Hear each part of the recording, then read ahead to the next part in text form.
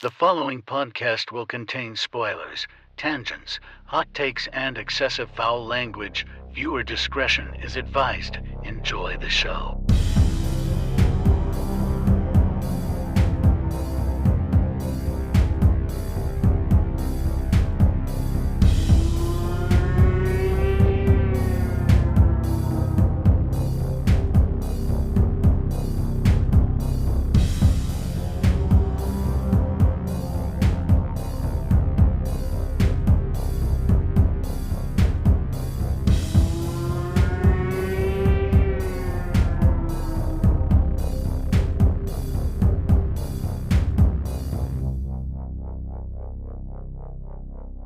Greetings, horror fans, and welcome to episode 346 of Frightmares. I'm your host, Austin Proctor, and joining me today for 2018's The House That Jack Built is John Boat. Hello, hello. I'm going to preface this up front. This entire episode is John's fault. He made me watch this. No, I'm just kidding. So what made you pick this one? Just out of curiosity. I know we had something else. I think it was originally summer of '84, and then you were like, "No, I want to do House of Jack Built." And I was like, "I like that one because I don't really." Honestly, this one gets spoiled a lot online because they'll show you the house that he built.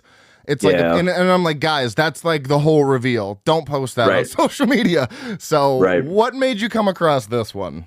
So yeah, kind of. I don't know. I like these kind of hidden gems, you know, the ones that kind of fly under the radar and everything. And as much as I love Summer of '84, that is such an underrated and fantastic movie, especially if you grew up watching shit like The Goonies or like Sandlot, you know, you like Stranger Things, shit like that. It's all that kind of like same realm or whatever. But because of when this dropped, that was kind of the you know what, maybe we don't do a summer movie, you know, like the day before Halloween or whenever the hell this drops. You know what I mean? Just like where your year fell in the, you know, your episodes or whatever.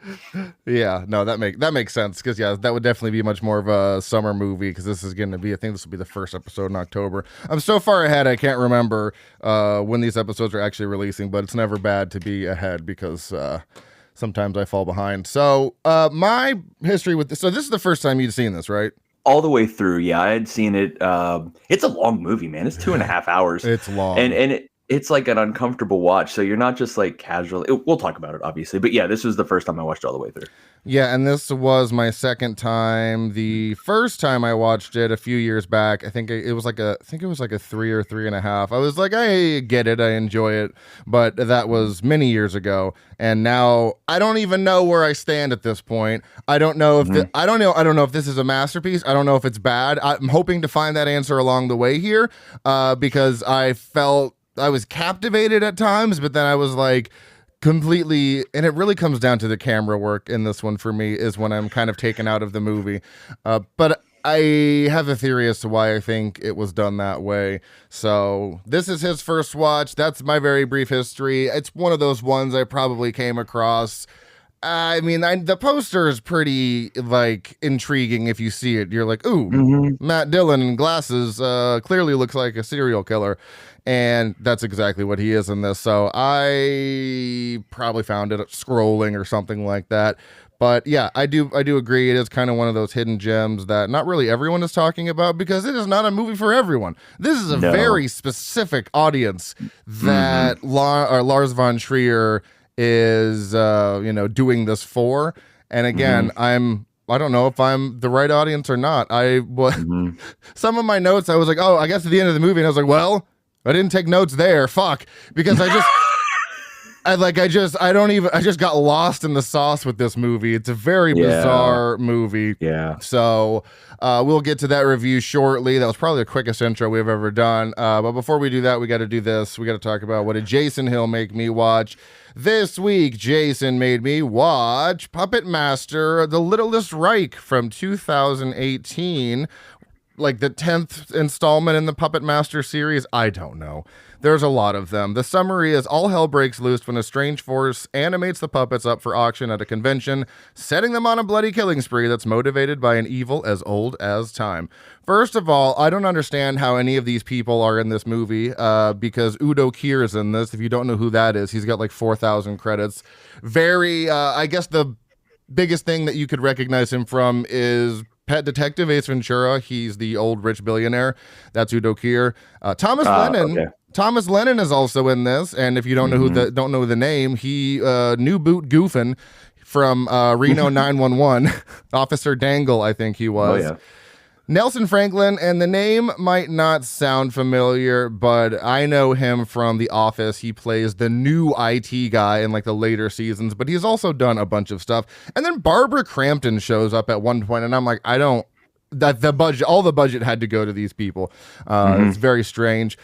And I'm not too familiar with the Puppet Master franchise. I've seen one or two, so I don't know if this is some sort of continued story or something brand new. I know Tu-Yan is in this, who is the original guy from the first one, and the cold open is great, sets up the movie very well. But the beginning of the story is very odd because Edgar recently gets divorced, moves back in with his parents, meets an old neighbor's sister, and then they just start dating and fucking out of nowhere. And I was like, oh, okay, this is a very strange start. There's also just something off about it. It's hard to put my finger on it. I don't know if it's the script or the delivery of said script. Something's not working. I did weirdly like the interaction and chemistry of the main group, but I don't know. It's hard to put my finger on what exactly was not working for me. And then the toys just seem to randomly come to life around some point because everyone's at this convention for Tu-Yan, and then puppets come to life and start killing people. I will say, though, the biggest highlight of this movie is the practical effects. I figured it was going to be a CG hellish nightmare, and no, the practical effects were fucking insane in this movie. It is a full moon production, which makes sense, or at least I think it was, because they do a lot of good low-budget gore movies and stuff like that. So I don't know. And a lot of the dolls were practical, too. I think every single doll except the flying helicopter one, because I don't know how you would do that practically. That would take a lot. That would take a lot of work. But all the dolls were practical. Most of the kills were practical. So it had a lot of good, but it also had a lot of weirdness to it. I don't know. And this is actually the first time I've rated a movie lower than Jason, so mark this day down in history. Rating of a 2.8 out of 5. Jason's rating is a 3 out of 5, and his review is certainly way better than anything after the fourth movie. So, like I said, I think there's like 10 or 11. I gave this a 2.5 out of 5 because it was just a mix of good and bad. But it is streaming on Plex. I just rented it for like $3 because there's some times when I just don't want to watch ads. It'll take an hour. It'll take like an hour and a half movie and make it, nearly 2 hours. And I was like, I just don't have time for this. I also watched this on vacation after my wife went to sleep. So I was like, I need to get through this as quickly as possible. It was fun though. I would recommend it if you're a Puppet Master fan. It definitely feels like a stronger entry, but I don't know enough about it to know the vibe, if that's what they were going for, or if it just came off weird to me. I don't know. But that is Puppet Master, The Littlest Reich from 2018. And yes, there is Nazis involved, if you couldn't tell from The Littlest Reich. So there's that. What do you have to say, Jason? Jason says, check it out. You'll probably hate it. I don't know, man. Jason seemed to like this one. And his rating was better than mine, and he's definitely a harsher critic than I am, so... Anyways, let's go talk about some highest grossing movies and Oscar winners for 2018.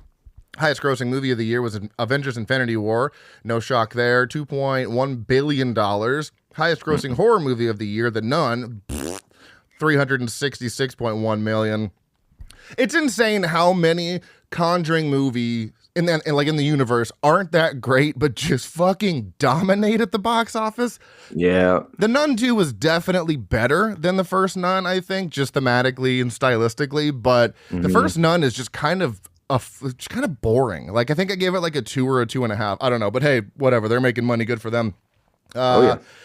This is the 91st Academy Awards, presented on Sunday, February 24th, 2019, honoring movies released in 2018. Best Actor goes to Rami Malek for Bohemian Rhapsody. Actor in a Supporting Role goes to Mahershala Ali, and if you remember, he won, I think, Best Actor in a Supporting Role for Moonlight from 2016, so he's back again, winning for Green Book, and that is well-deserved because he is fantastic. Best Actress is Olivia Colman for The Favorite. Actress in a Supporting Role, Regina King, If Beale Street Could Talk. No idea what that is. Cinematography goes to Alfonso Cuarón, I believe, for Roma. And he also nabbed Best Director for Roma. Now, I'm not saying this doesn't exist, but I personally have not heard of a director who also did the cinematography. That sounds like a fucking nightmare. Or maybe it's easy for him. I don't know. Musical score goes to Ludwig Göransson for Black Panther. And Best Picture goes to Green Book. Much like Spotlight, which is, I think that was the last one. Were you on Spotlight? No, that was Derek for The Visit. I had never heard of Green Book in my entire life. It's very strange when a movie wins for Best Picture and I don't even hear about it. It's kind of interesting. But it's directed by Peter Farrelly, and if that name does not sound familiar to you, he directed Dumb and Dumber. There's something... There's something about Mary, Me, Myself, and Irene, so all these movies, and then he directs this movie. The IMDb summary is a working-class Italian-American bouncer becomes a driver for an African-American classical pianist on a tour of venues through the 1960s American South. Now, with that kind of comes a thought, at least for me, of, this just sounds like a white savior movie, and it wasn't that at all. It's really something completely different. Tony is quite a racist, going to the extent of throwing out glasses that two black men used while doing some work on his house. Like once they left, he just picked up the glasses and threw them in the trash. And I was like, that might be the most racist thing I've ever seen. But he ends up getting a gig driving Don Shirley around because Don would feel safer with a white man in the South in case things get rough. And that actually makes sense. He's not, it's not like saving him because he's white, but it's more of like a protection thing because the South in the 60s was not a good place to be for a black man. So I get it. With him, he can feel safe. So maybe it is, I guess, a white savior movie. I didn't get that vibes, but they are polar opposites, and I find that fascinating because Tony is a kind of a fuck it mentality guy. He's a bouncer. He's a badass. And then Don is extremely proper, just very OCD level of needing things a certain way. And it's funny because usually movies set in this time period are kind of the opposite with that. And I like that they flip that around. So Don teaches Tony how to be a little bit more proper, how to be respectful, how to write better to his wife because he's writing letters to his wife. And then Tony teaches Don how to loosen up and have fun. Even though Tony is extremely racist, he sticks up for extremely racist. He's doing it because he needs money, and it was like $125 a week for 8 weeks. So back in 1960, that is a fuck ton of cash. So yeah. Don sticks up, or he sticks up for Don at all costs. He gets him the piano that he specifically needs. He needs a Steinway to play on.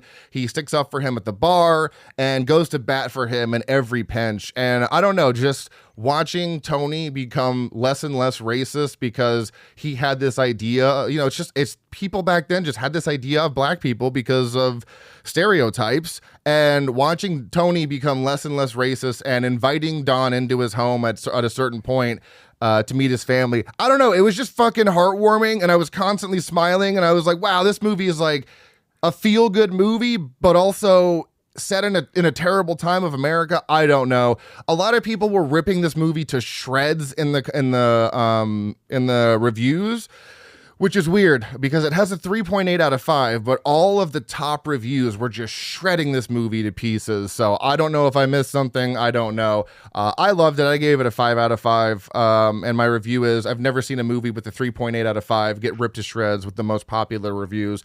Something that is truly never happened. This is streaming on Paramount Plus if you would care to check it out. And once again, that is Green Book from 2018. I'm glad we're flying through all of this because this is a very dense movie and we are going to need the most amount of time to talk about the house that Jack built. So let's do this IMDb roundup and get on to the movie. There it is. So, The House That Jack Built from 2018, released on November 28th as a limited release, and then to the internet on December 16th of 2018 in the U.S. This is one of my favorite descriptions here. Rated R for strong, disturbing violence, sadistic behavior, grisly images, language, and nudity. This movie has it all for you. Somehow, though, moderate sex and nudity, severe violence and gore, severe profanity, mild alcohol, drugs, and smoking, and severe frightening and intense scenes. Coming in at 2 hours and 31 minutes for the theatrical. And I had the Blu-ray, which had the director's cut, and I was like, oh man, this is going to be like 3 hours, isn't it? Nope, 2 hours and 32 minutes. That's not a director's cut. I don't care. Right. I don't want to see it. Listed as a crime drama horror, directed by Lars von Trier, who also directed Antichrist, Melancholia, and Nymphomaniac, Volume 1 and 2. He also wrote this movie and wrote everything I just mentioned, composed by Victor Reyes, who also composed Buried, that trash movie with Ryan Reynolds stuck in a box underground that I never want to see again, and a very underrated found footage movie called Apartment 143. Love that one. Cinematography by Manuel Alberto Claro, who did the cinematography for Melancholia and Nymphomaniac Volume 1 and 2. Edited by, Jacob Sesher Schulsinger, sorry about that, who also edited Nymphomaniac Volume 1 and 2, and then edited also by Molly Maylene Stensgaard, who edited Melancholia and Nymphomaniac 1 and 2. Got a pretty good cast here, honestly. Matt Dillon as Jack. His first credit on IMDb is There's Something About Mary as Healy. Mm-hmm. So that's funny because we just talked about that one. And then you've got Bruno Ganz as Verge. He mostly does foreign movies, but he was in something called Downfall as Adolf Hitler. So that kind of ties into this movie. It kind of ties into this movie because you see images of Adolf in this. Uma Thurman as Lady Number 1. And when I saw that in the credits, I was like, okay, did I black out for something? And then I rewound it, and I was like, is that Uma Thurman? I guess it is. I don't know. It doesn't look like her to me. But I think they did some kind of prosthetic or something because like the voice and the mannerisms when she's on the screen, I'm like, she looks and sounds so familiar, but I can't place it. So they had to have done something. I think so with the makeup or whatever. Because once I saw that, I was like, that actually kind of makes sense. Everyone should know her from Pulp Fiction as Mia Wallace or Kill Bill as the bride. I never know how to pronounce this name, but it's Siobhan. Shobin? I don't know. Fallen Hogan as Lady Number 2. She was in Men in Black as Beatrice, the wife of the alien guy where the UFO crashes in their front yard and he's that weird twitchy bug guy. That's hilarious. We have Sophia Grabal as Lady Number 3. She was in 40 episodes of The Killing as Sarah Lund.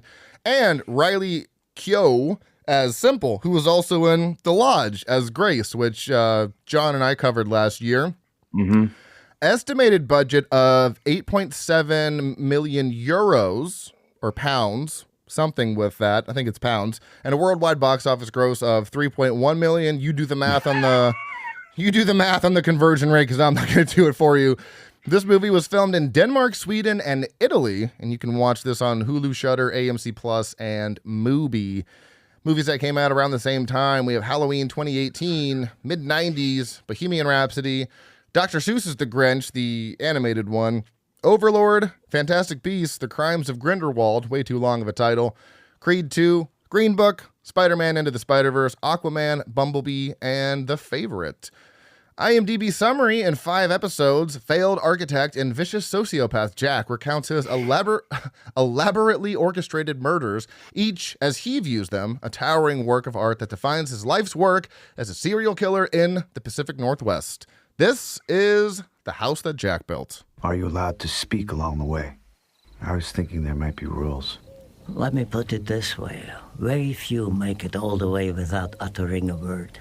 But do carry on merrily, just don't believe you're going to tell me something I haven't heard before.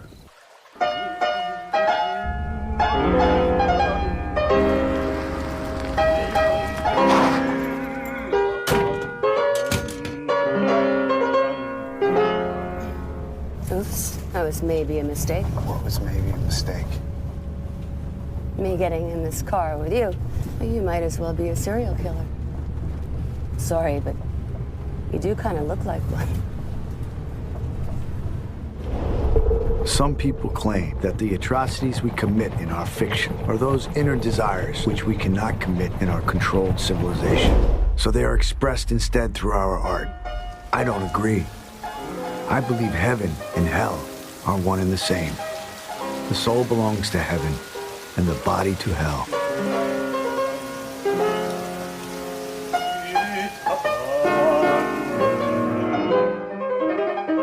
When I think about all the things I've done in my life without in any way resulting in punishment,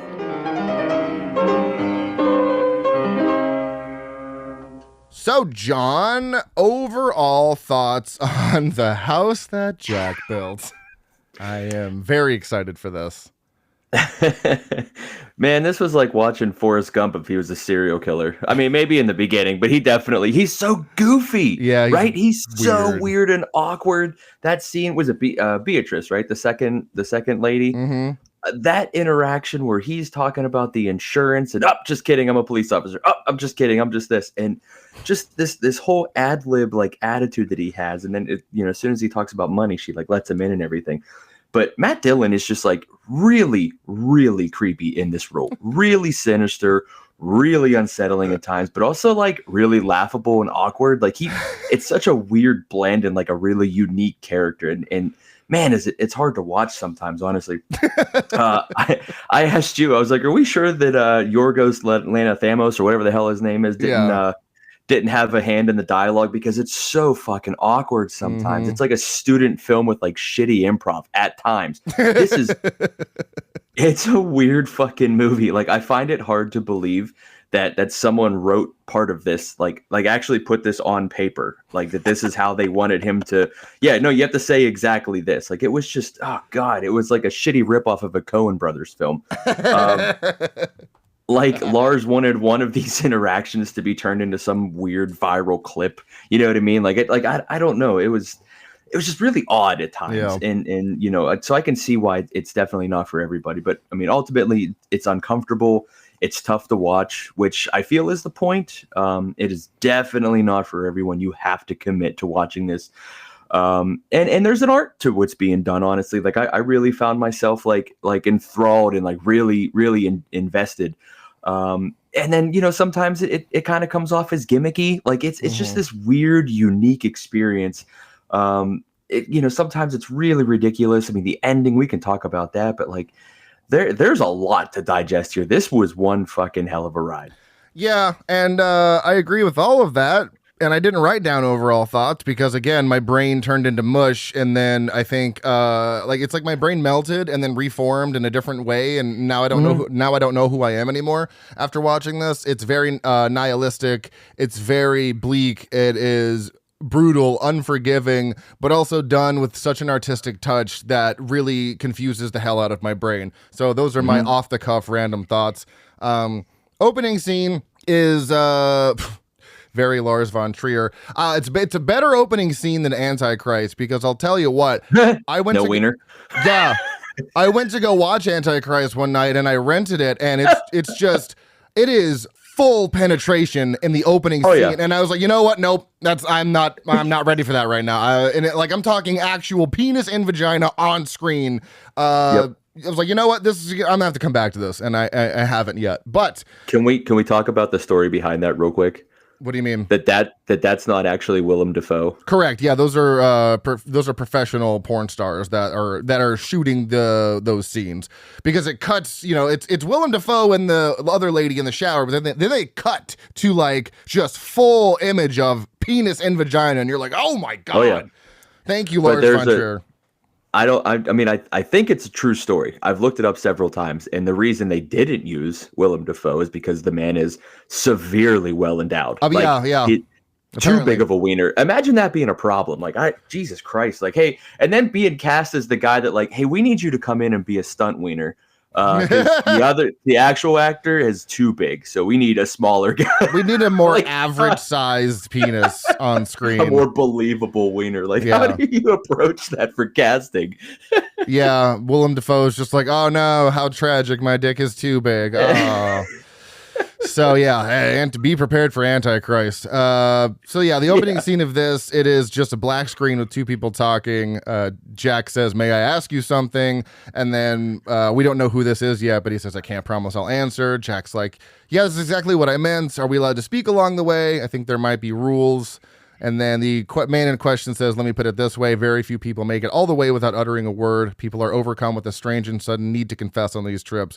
And not all of it can be said with great rhetorical quality, but do carry on merrily. Just don't believe you're going to tell me something I haven't heard." And then title card. Like, okay, very weird opening. I don't think I've ever seen a cold open that's just a black screen with two people talking. So that's that. Definitely really I don't know if it necessarily pulled me in, but I was like, okay, what are we're going on some quest. It feels like, where's this quest going to take us? So that's the opening scene. What worked for me, I do like with a runtime of 2.5 hours. I like how the movie is segmented. I feel like that's a great choice, especially for pacing, and so you know exactly where you are in the story. So it's 5 random incidents over a 12-year period, and it also continues the conversation between Jack and who we eventually come out to find as Verge, dubbed over some scenes that is him kind of narrating in between each story. So I love how it's set up like that. I think it's a very good way to tell it's a very good narrative to tell the story. Is that something you enjoyed, or did you find yourself kind of finding it taxing? No, not at all. Like you said, I actually think that's really clever to do it that way, because I mean, dude, I got 2 kids, and I don't got time to sit down and watch 2.5 hours after I put them to bed and have to get up in the morning. So knowing that I could finish like this incident and then revisit it tomorrow without it really taken away from the storyline or having to dive back into like, okay, what exactly happened with this and this. I liked the dialogue in between with Verge, because you're not quite sure who he is, right? You just kind of assume that like he got caught and he's just telling his story, or he's talking to like a psychiatrist or something like that. So the reveal for Verge at the end was actually kind of like pretty neat. But yeah, no, I really enjoyed that.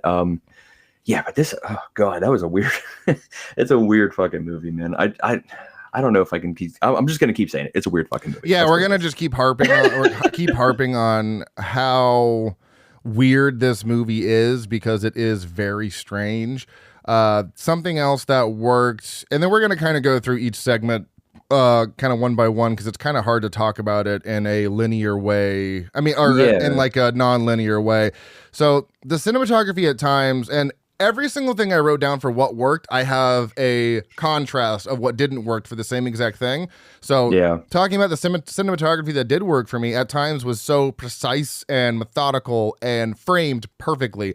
It was gorgeous. And then those slow-mo shots at the end when they're actually traversing through hell, like super slow-mo. I'm talking that had to be like a few hundred frames a second slow-mo, because they were barely moving. It was insane.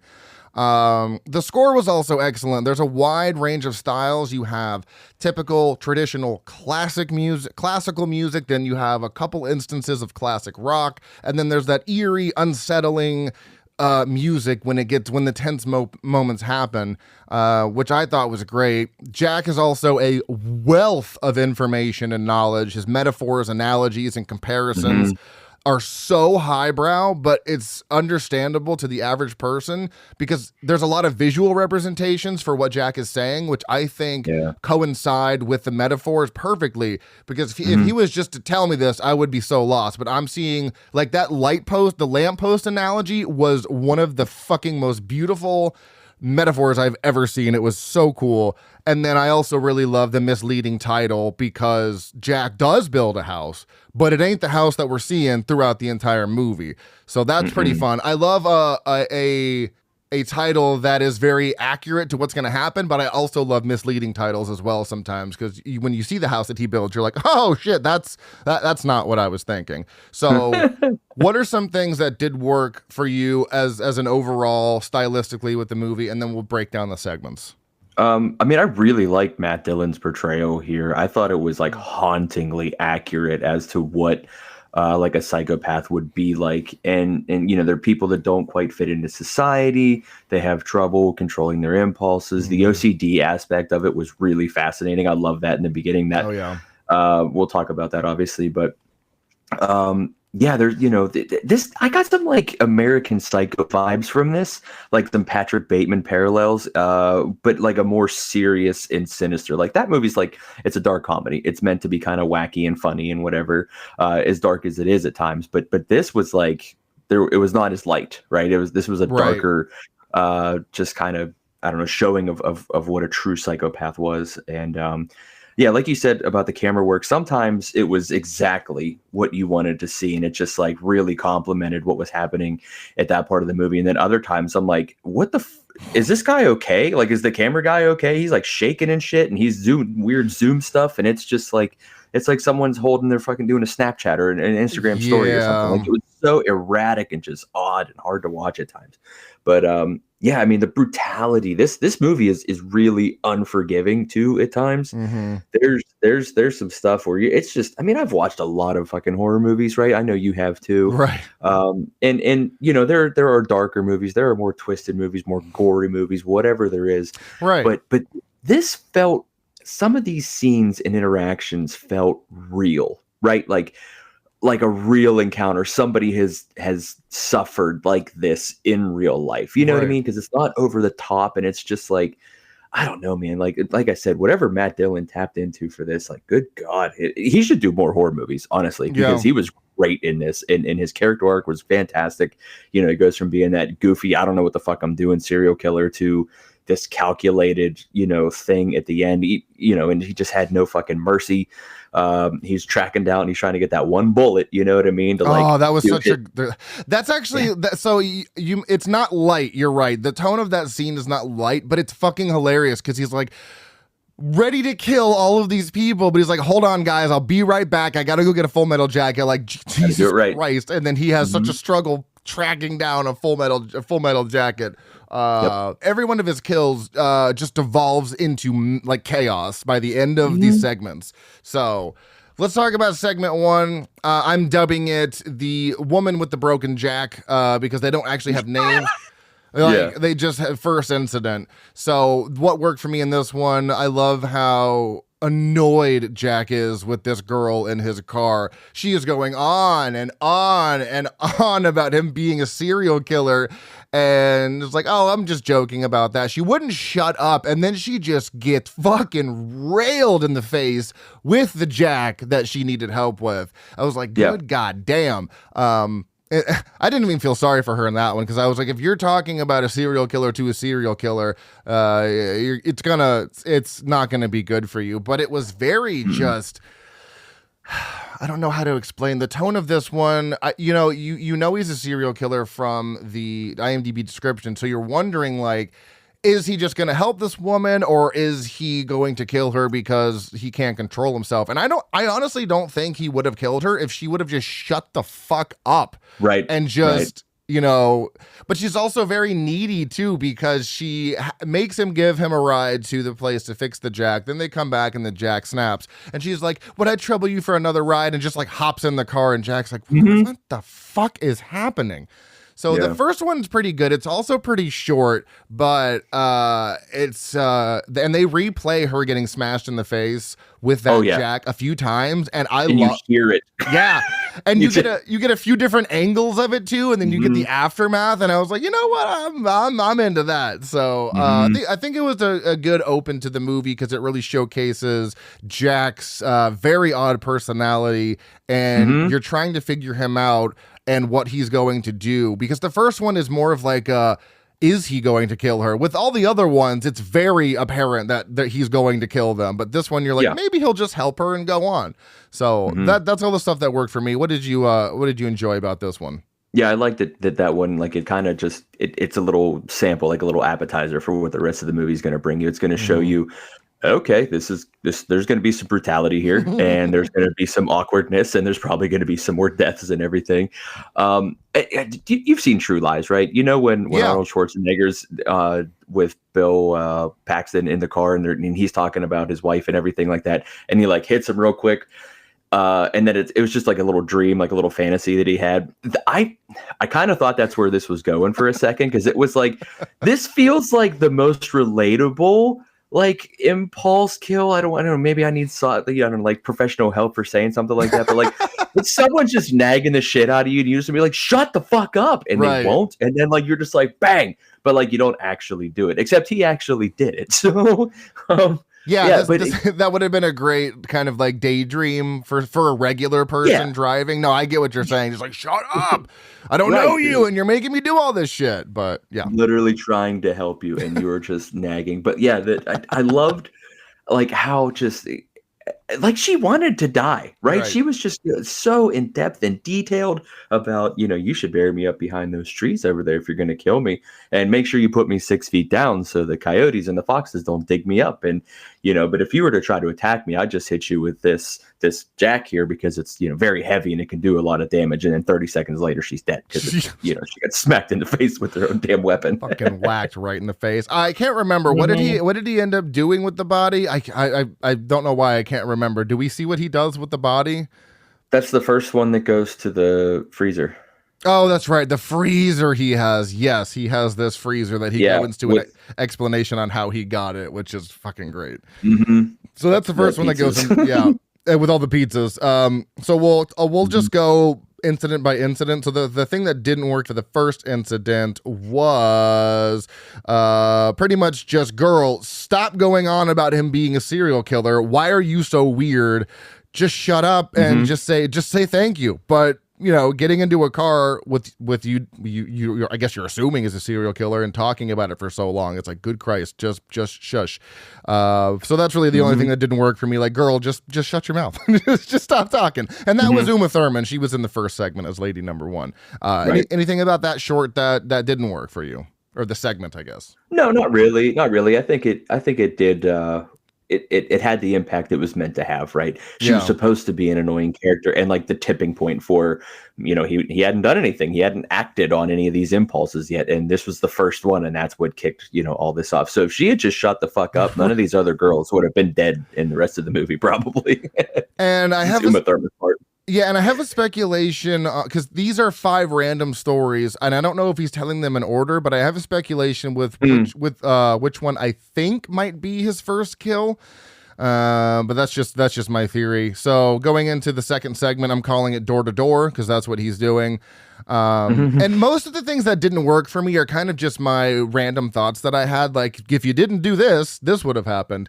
So this one was strange because I didn't understand what he was doing. He starts off by saying, I'm a cop. And she's like, where's your badge? Oh, well, it's at the silversmith being polished. That is unlikely. And then he's like, I'm just kidding. I'm an insurance agent. We're supposed to say we're a cop up top for reasons. Okay. But then when he does get inside and he's acting just very strange. This is the one that showcases his weirdness and then his OCD for sure. But then he kills her, or he goes to strangle her, but then kind of regrets it for a second. It's like, oh, what did I do? What did I do? What did I do? And then he does eventually kill her. And speaking of the American Psycho vibes that you mentioned, this one heavily vibes like American Psycho because he's wearing that plastic trench coat over his suit. Yep. So he just goes out the front door with the body, which was, I'm laughing because I'm like, you're not even trying to hide it at this point. He wraps it up in this body bag or some sort of plastic, and he's not using gloves. He just throws the body in the back of his van. He is making no attempt at hiding the body on his way out, but I think this might be his first kill because it showcases his OCD so very well. And if this were me, if I were Jack, this would be 100% me going to my car and then having a vision like, oh, I didn't get that blood. There's got to be blood there. Going back inside, checking. There's nothing there. Okay. Cleaning it anyway. Yeah, cleaning it anyway. Going back inside like, oh, I definitely missed that. And then there's actually something. Like, that would be me going back and forth and back and forth. Oh my God, that was so insane. And then as if things weren't already bad, because and this is a small community because everyone that there's one guy that passes. I think her name is Claire, and he's like, hi, Glenn. And, Jack's like, oh, hey, Glenn. And she's like, Glenn? It's like, oh, yeah, great guy. Yeah, full of shit. So the cops show up, and then he impulsively instead of just driving away, because the cops get out of their car a few streets, like a few houses down, he could have just driven away. But no, he takes the body and just throws it into the bushes and just waits for the cop to come up to him. And I'm like, this is horrifying. And he's talking to the cop, being very weird again. Like, yeah, I've been waiting out here for Claire, blah, blah, blah. And even goes inside and demands that the house be thoroughly inspected, almost like him trying to prove he did a great job cleaning everything up. So the cop's like, you need to get the fuck out of here. And then Ask me if it gets any better, John. No, it doesn't, because he manages to get out of the house away from suspicion, even though he is the last person to see Claire, and ties the body bag to the back of his van and just drives down the fucking street with it. And that's another point when I was laughing, because I was like, this is goddamn ridiculous. And lucky for him, it starts to rain, so his blood trail back to the freezer is not caught. But that was definitely, I think this was the most tense one. Yes. It was he's on the verge of getting caught so many times, and it really made me anxious, especially with that kind of, I don't know how to explain the score, but the score is a very kind of just energetically oppressive score, and you're like, I don't like this at all. So did you like the second one outside of like all the weirdness? Because God, he is weird in that second segment. No, I think this was my favorite one, honestly, because this was my favorite one because of everything. It's like it's his first one, and you're seeing like behind the scenes and, you know, the OCD side of it, of him like, I have to go and check to make sure I didn't do, you know, I cleaned everything up, and he'd spend so many times going back and forth, cleaning. And like you said, he had a chance to get away and he didn't. Right. He waited. And he's tempting fate there. And he got away with it. And it, you know, later in the movie, he talks about like, I didn't even care anymore. Like, I was doing this shit right in fucking plain sight. And, you know, because we'll talk about it obviously, but like the window scene where he's screaming out the window with that girl and everything. But like, it kind of made me think, I'm like, you know, I feel like if somebody saw some shady shit out the window, they're just maybe putting the blinds down and locking their door and just pretending they didn't see a fucking thing. Especially in that neighborhood too. It didn't look like a great neighborhood. Right. Yeah. So, but yeah, it had a lot of emotions there. It was funny. It was weird. It was awkward. It was suspenseful as shit, especially that part where like, is he going to get away with this? He's, you know, and then he deep cleans the van at the end of the day and everything after he gets her back, and she got all that road burn and everything. Like, I was laughing my ass off when he's dragging that thing all the way back to the freezer. It's like, this is insane. So the couple things that I just thought were, not that they didn't work for me, but again, it's just my random thoughts, was the whole conversation about how he was trying to get into the house is extremely well, I was just I was like, cringing. Just bust your way in, like whatever. Right. And also that cop is dumb as fuck. That cop is stupid. But but like Jack is so charismatic and just has this way with words that he can talk his way out of almost anything. And I find that fascinating. So there's kind of an intermission here between 2 and 3 where there's a little bit more backstory on Jack and more progression on Jack's kills and stuff like that.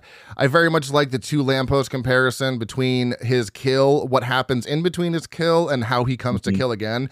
I'm not going to describe it because I'm not going to do it nearly good of a justice as he will, but it's a really brilliant metaphor, and it very much reminds me of how Dexter kills, because he has that kill. He feels focused, he feels good, and then he slowly starts to slip once he doesn't have a kill, and then needs to kill again. So I guess I think 2 might have been my favorite as well.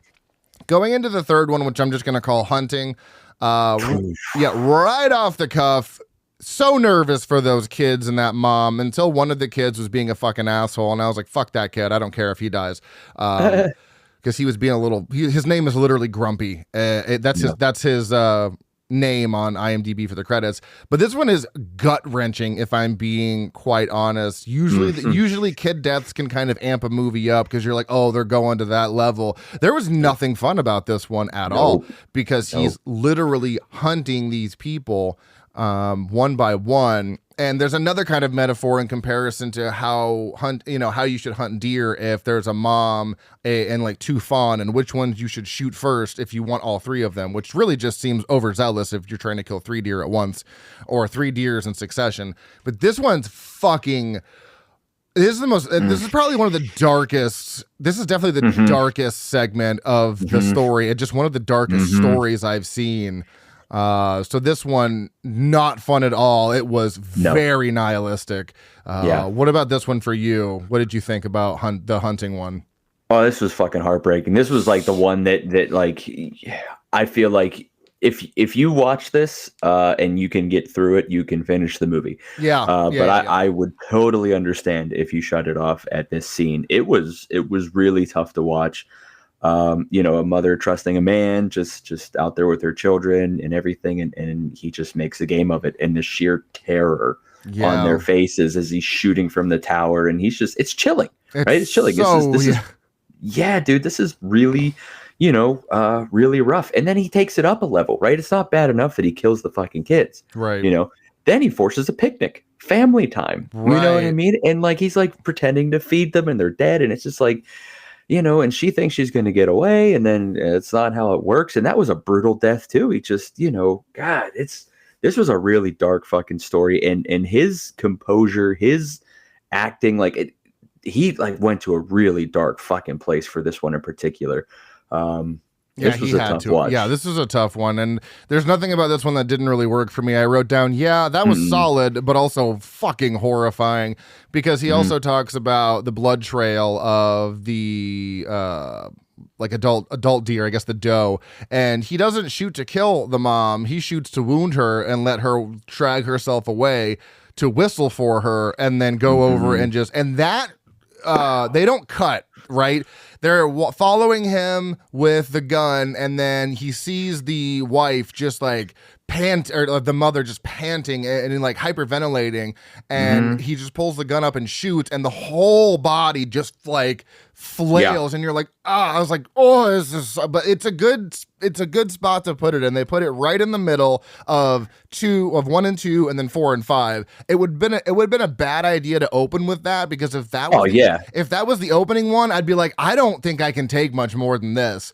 So putting that in the middle was the smarter choice, because the fourth incident, which I'm just calling relationship, is where I guess he's in some sort of thing with this girl that he calls simple, and he also calls her dumb as fuck, like, you're stupid. And I mean, he's definitely not wrong. He's not necessarily wrong, but he's such a dick to her.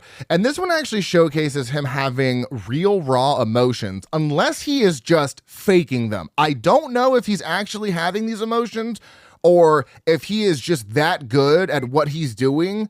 I don't know. I can't tell. But because usually serial killers are devoid of all emotions. The only really emotion that they are feeling that they have is the urge to kill. They don't have empathy or sympathy or happiness. They just want to kill. And he seems to be struggling just because he's like, I'm just treating you so poorly and this and that. And it just really just gets chaotic, because she at one point, for some reason, I love the whole cops thing. She goes downstairs and she's like, there's a man up there. He says he killed 60 people. She's like, are you drunk? He's like, well, yeah. He's like, well, maybe you should go back upstairs and calm down. I'm like, wow, that's just, love that you're taking your job seriously, buddy. Right. Even if she was drunk. Yeah, that's what I said earlier, that like, it's just, people want to mind their own business, and that cop, maybe he got off in 20 minutes and he's like, I don't feel like dealing with this shit, My shift is almost over. Get fucked. Right. Good luck. You'll be okay. But he even says it. He's like, she's not lying. Everything she said is true. Right. And at that point, he's just like, all right, maybe he had too much to drink too. Like, I don't like. So you guys should just go upstairs and maybe stop drinking. Like, he just confessed to a cop that he's killed 60 people, and the cop's like, yep, I'm gonna be on my way now. Like, A+ the cop work there, like detective work, but.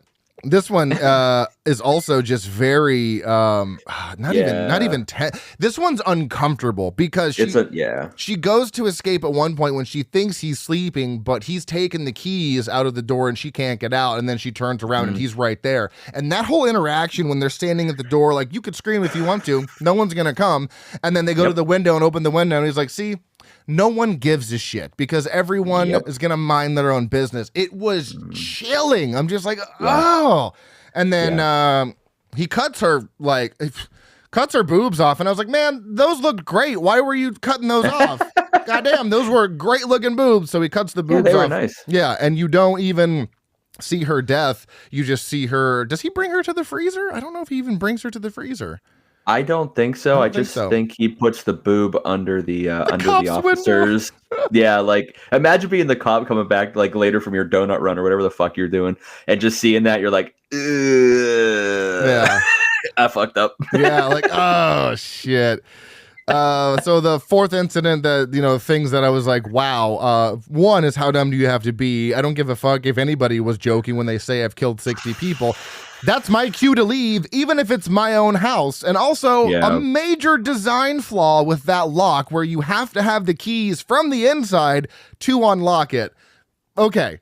It's just an extra thing of safety when you're at home, so nobody can get through. Yeah, but it's like you should be able to get out your door without keys. There should be. Oh yeah, the lock. You shouldn't need a key to get out of your door. It was very strange. Anything else you'd like to say about what worked or didn't work for you on this one? Yeah, I think this actually kind of showed the power of abuse in a relationship, right? There's so many red flags that he's tossing up and everything. And, and it's like, why wouldn't you just leave this fucking dumb piece of shit who's threatening to kill you, who said he's killed people, who's doing this, he's weird, he's abusive and all this other shit. And she somehow, compartmentalizes all that, forgets about it, and feels bad for him. Yeah. Brings him back up to the room because he's crying and having this moment of, he's breaking down, like you said, that real emotion or whatever. And it was her own fucking fault. She lost her boob and died because of that. Yeah, exactly. Like you were outside. If the cop didn't take you seriously, I'm just gonna keep running. You wonder what that did for her. Maybe she's like, well, here's my chance. I finally have the strength and courage to like go to the cops and say something, and maybe I'll get help. And he's just like, nah, you'll be all right. You'll be all right. Just keep going. You'll be all right. Yeah. All right, so the fifth and final incident that we hear is because in this, in like the little preamble before this, Verge is asking him, he's like, you seem to only kill women. And Jack's like, oh, I've killed my fair share of men. And he says that, but, women are just easier. And I guess I can understand what he means by that, because they're easier to sway. He said something about they're easier to sway than men or something like that. So how does he make up for telling 4 stories about women? Well, he makes up for telling us a story about like 6 dudes he kills or tries to kill at once. They're all lined up in this freezer, and he's going to kill them all with one bullet. And he's like, I love the guy he brings in. He's like, sir, that's not a Full Metal Jacket. And he looks at it and he's like, fuck. And this is what we talked about earlier. He's like, hold on, guys, I gotta go get a Full Metal Jacket. And he goes back to the hardware store and berates I think his name is AJ or something like that. And he berates him into giving him the right rounds. And like he gets totally derailed in this fucking Scooby-Doo adventure looking for a Full Metal Jacket. And did I miss something? Because I could have, they talked about a robbery, but like I don't remember that being part of the story at all. No. Okay. I think, well, he might have actually, that might have been how he actually got the bullets in the first place, because he's asking for a receipt, he's doing whatever. They don't show that part. And then when he gets to that SP or whatever the fuck that dude's name. Yeah. Whenever they get to his trailer and everything, and he's talking about a robbery, I thought personally that was just Jack biding himself more time. Oh yeah. Just instead of owning up to, because they're like, we know what you did. We know you did the robbery. And he's like, yes, the robbery, not the fucking murder. No, yeah. So I think that was just him like biding his time or whatever until he found a way out, which he eventually did. But yeah, so I don't think they actually like talked about that outside of that little interaction at the end. Yeah, so he eventually does get the Full Metal Jacket, and then again, like just how every story devolves into chaos, because he's got the wrong round, so he's got to leave everybody in the freezer, goes to get the right one, couldn't get the right one, then goes to SP's house where he runs into SP, and he's like, all right, now we've trapped you. And he's like, okay, yeah, sure, all right, I'll sit here. And then he uses that charismatic energy to talk SP down from having his gun at him, shares a shot of whiskey, and then just straight to the neck with a knife, steals the cop car, because he kills after he dresses up, he swaps outfits. He swaps outfits, kills the cop, takes the cop's car, and then goes to his freezer with the lights and sirens still on, getting out of the car. Doesn't give a fuck. Yeah, doesn't give a fuck. And that's what I love about him. How he says at a certain point, I just didn't care anymore. He was carrying bodies in and out of. Oh yeah. Remember when he was that motel? Yeah, he was unsatisfied with one of the kills. So he brings that kill to another kill and takes the pictures there and then moves the bodies again. So he's like, because he runs over that random lady in the road and he's like, great, now I've got a freezing body in my trunk and that's when he found out about the freezing and how he could mold it with and then he's like, I've got a freezing body in my trunk and also I've got a body that is actively hemorrhaging. So this is going to be fun if I get pulled over. So everything devolves into madness. And then he can't even line up the shot properly because he can't scope in. So he's got to break through that door that he can't get through this entire fucking movie. And by the time he lines up the shot, you hear Verge in there and he's like, what the hell are you doing in here? He's like, you called me here. So we'll get to the theory here in just a second, but that one was fucking crazy. The only thing, that didn't work or whatever was like the robbery thing. So, any other comments that you have for the fifth incident? Yeah, the end of that, when everything's kind of falling apart there at the end, he just brings the cop car, leaves it on, and he's just like one thing on his mind. He wants to get this done, and he wants to do it right. Again, parallels from American Psycho, and everything starts unraveling at the end for him. You know, like the paranoia setting in and all this other shit. There's the cop, the helicopters and everything looking for him. He's got all his bodies in the closet and all this other crazy shit. It just, I don't know. I kind of got like the same level of like, when he's shooting the cop cars. I don't know. It just felt very similar. But yeah, so I was a little bummed that he didn't actually pull the trigger. I thought after all the cool shit we had seen and everything, the grotesque like forming of Grumpy's face to make him smile and like his interaction after, like it was really dark. We didn't talk about that, but I thought for sure we were going to see a cool fucking death there, like with a bunch of heads getting blown up, and we didn't get that satisfaction. So I was a little bummed that that didn't happen, but on to the next, I guess. Yeah, and that's the thing, which is crazy about the hunting segment is that you see him scope up a kid and shoot. You don't see the aftermath, or you don't see his actual like head explode. But then you get this moment where he has this crow in his hand and he sets the crow down and the camera does this just beautiful shot where it sweeps up to this overhead where there's like fucking 80 birds and then all the kids and the mom splayed out with blood all over them, and then he brings them to the freezer, and eventually he's like, the cool thing about the frozen bodies is if you're good at what is the thing you need to be good at? What's the stuff? Taxidermy. And then he stuffs Grumpy and makes him smile, and you see the dead kid and you're like, oh my god, this movie, and it's in the corner in certain frames the rest of the movie. It's just so haunting. Like, just like, hey. So the epilogue is called Catabasis, and it circles around to the front of the movie where we get the same dialogue of Jack and Verge. And I love a good cyclical plot starting where you or ending where you started. And Verge is taking Jack down to a part of hell where you can see the lowest depths from this bridge, but Jack is actually supposed to be a couple levels up. He was just doing this for Jack, so because of his curiosity. And there's an exit to hell over a bridge, but the bridge is broken and therefore cannot be accessed. But Jack is like, you could probably scale that, right? You could get around that. And he's like, I'm not going to stop you if you want to try. People have tried, but no one has succeeded. And that is what I love about Jack's character, is he's so confident in himself by this point with how many people he's killed, he's going to try it.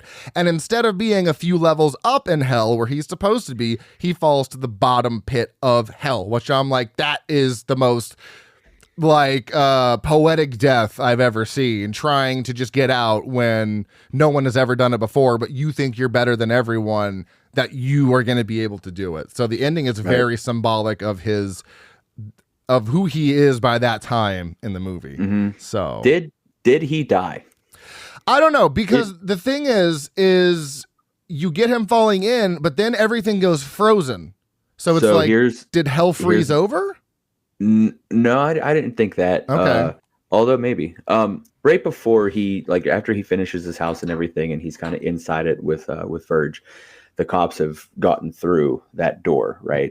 And they're just firing, right? They're just firing shots, which was a bold move, right? So you don't know who's in there, but so they're just firing shots in there. And I wonder, because you don't actually see it, it just shows him in that hole already. Mm-hmm. You know, they're showing the feet and everything, and then he follows Verge the rest of the way through that, you know, weird ass journey through Mordor and shit, just to get down to hell and all that. So I wondered if he died, if they killed him and with one of those shots or whatever. But again, you can't prove it. It's just it's something I was wondering, like how he got there. Mm-hmm. Yeah, I'm thinking that either he knew he was done for and couldn't get the shot and either and killed himself, or that bullet that bullet actually hit him. Either way, I totally believe that, you know, Jack died because he's literally being transported through hell. And I'm also wondering, did he think he was better than everyone else by trying to get across that, or did he know he wouldn't be able to? And just, I don't know. There's a lot of speculation, and it's very open to interpretation. It's a very artistical or very art house movie with such of a deeper meaning. But I know it has to be inspired by Dante's Inferno because they're traversing through hell to Jack's ending place. But yeah, that shot where everything's frozen at the end, and I'm like, okay, so did hell freeze over? Is this some weird representation of? I don't know, but it's a very bizarre movie. Maybe because that represents the freezer. I don't know. Like I can't put my finger on exactly what the frozen part of, you know, hell looks like. But at the end of the day, I mean, this movie has a lot of deeper meanings than I'm going to be able to pull out of my ass here. So. Don't doubt yourself. Yeah. I believe in you. But like I said, it's a very poetic ending because instead of being 2 levels up, like I mentioned earlier, where he should have been, he ends up being 2 levels down in the worst part of hell, which is very, you know, like I said, poetic. So what didn't work? Going back to the things that did work and contrasting them.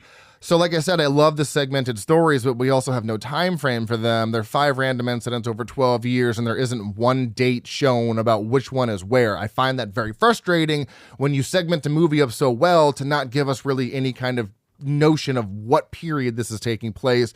Also, what the fuck decade is this? It feels very 70s. It feels very 80s. 70s, 80s, yeah. Yeah, so, and then I also said I love the cinematography, but also at times it was jittery, dizzying, and frantic.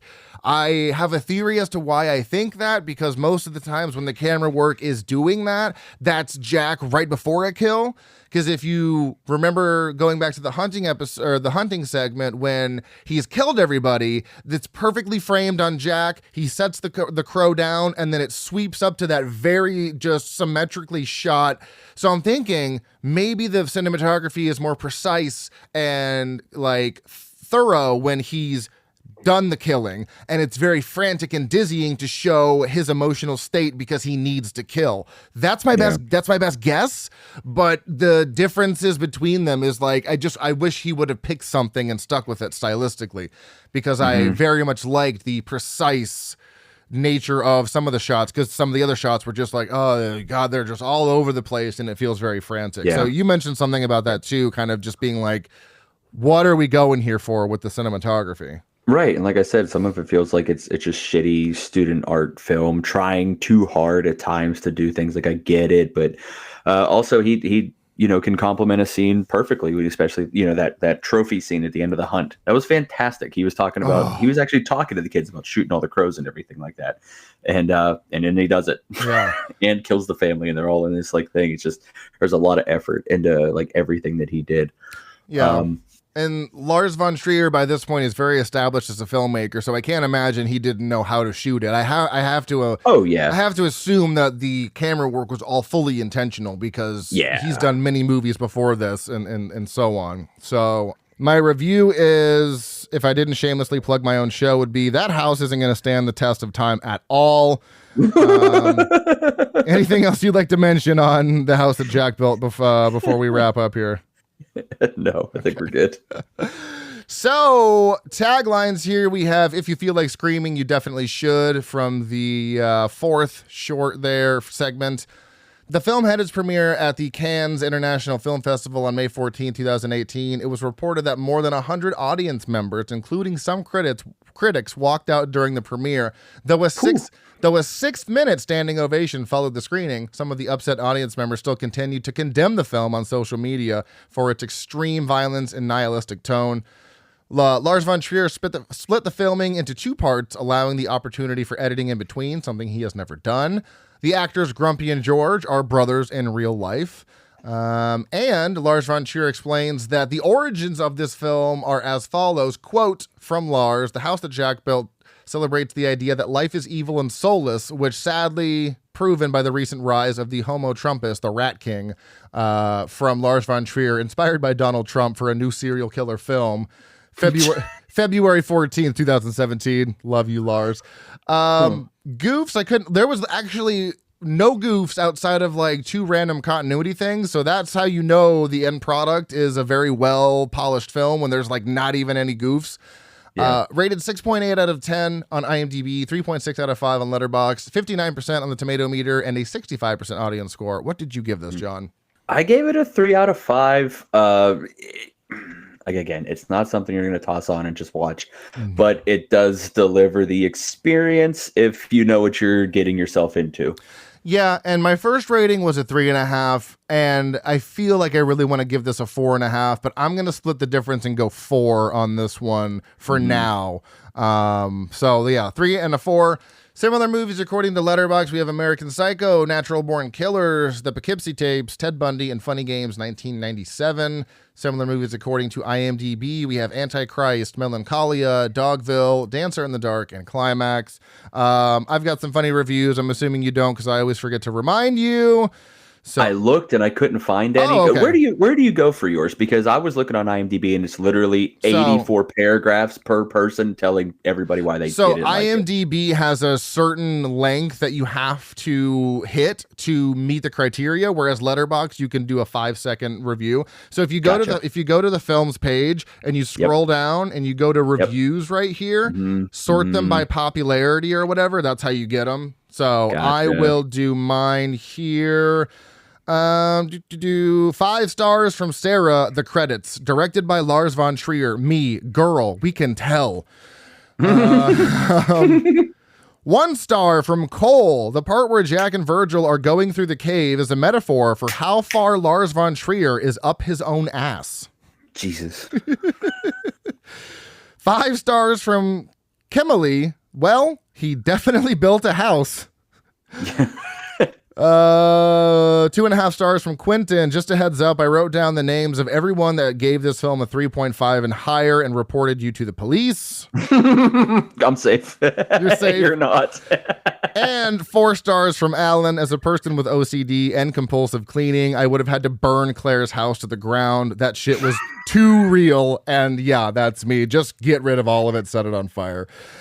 Oh boy. If you enjoy the show, please rate and review on your favorite podcast app of choice. Follow us on Facebook, Instagram, TikTok, Slasher, Blue Sky Threads, and YouTube at frightmarespodcast. Our email is stayspooky@outlook.com. You can follow me personally on Letterboxd at Dr. Proctor. You are Lord of Beer on Letterboxd. Be sure to follow our sister podcast, The Shameless Picture Show, and also check out the Dead-Eyed Millennial podcast as well. Next week, Michael and I will be doing Crawl from 2019. So until then, stay tuned and stay spooky.